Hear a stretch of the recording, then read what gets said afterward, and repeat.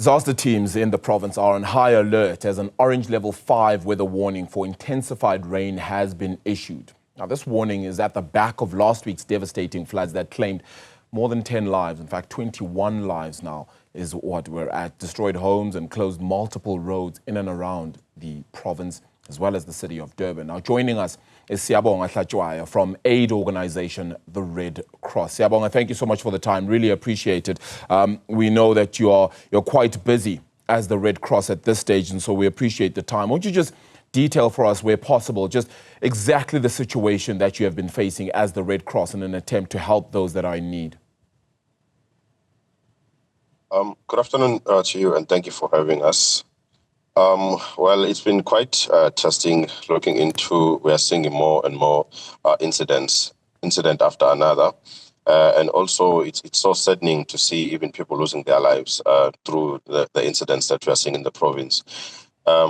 We are trying our best to be there and support people. We've been to a number of communities that are affected. We're trying to provide them with aid, whilst we are still trying to source more support and resources for them.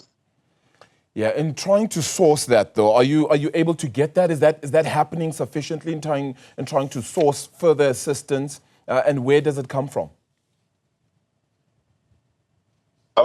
It's not coming as how we would wish, because the need is quite great.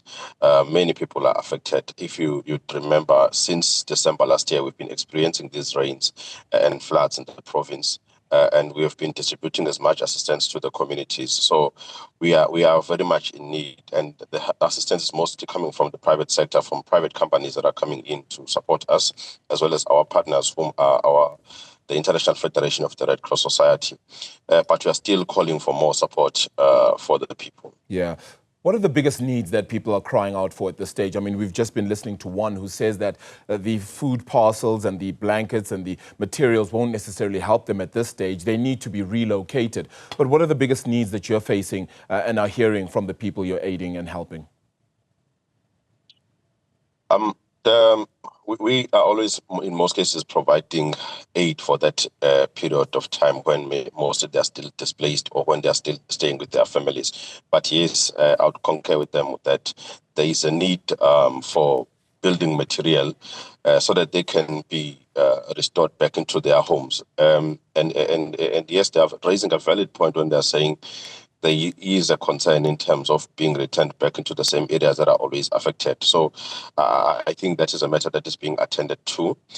But really the need that is there, and mostly it is for them to be assisted with rebuilding their material. But we are also sourcing what we call as cash voucher assistance, which we usually distribute to assist people when they're affected in such a way where they'll be able to rebuild or use the funds in any way that they feel is imminent, is an imminent need for them. Yeah. As a Red Cross, are you able to even get to the areas most affected?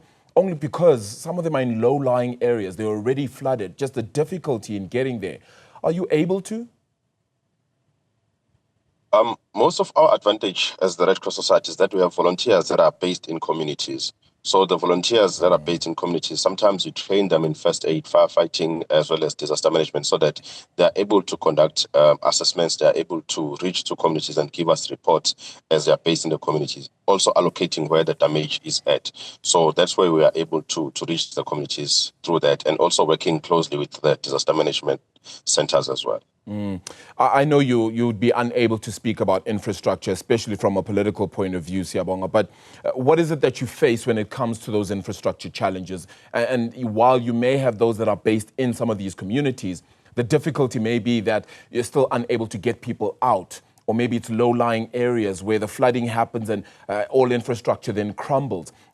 Are those the situations you're facing? What else are you seeing on the ground then? And why does this flooding sort of happen as it is, as you noted then, as the Red Cross? What do you see? Yes, with the floods and heavy rains of the past weeks, they've been, yes, affecting people mostly. But the recent one, like yesterday and over the weekend, what we saw mostly, it is the damage to the infrastructure. The roads were flooded. So that's what we witnessed mostly. But as the assessments are still ongoing, we are still going to learn if there are other incidents that had happened. But mostly the infrastructure is affected, and it's also making it difficult sometimes to move around to support people. Any aid from government to yourselves to be better able to do the job? Are you working alongside government in any way, even if it's the municipalities as well? How much of that is going on? The Red Cross Society, in its establishment, it is established to complement government during times of disasters. So we are established through an act of parliament to support government. Recently here in KZN, we were signing MOAs with the COGTA and disaster management, where we were actually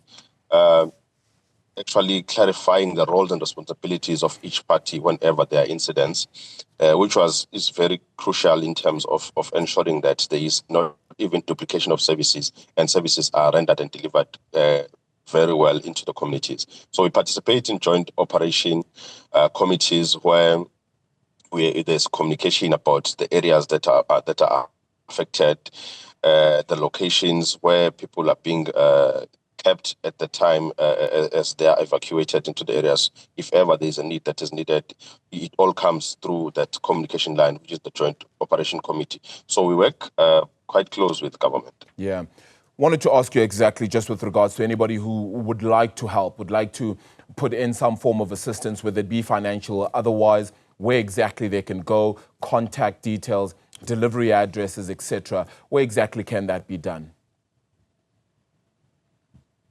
In KwaZulu-Natal, we have 7 branches in 7 different districts, municipalities, but our head office here is in Durban North, and the contact number, I could give the contact number, it is 031 563 2914.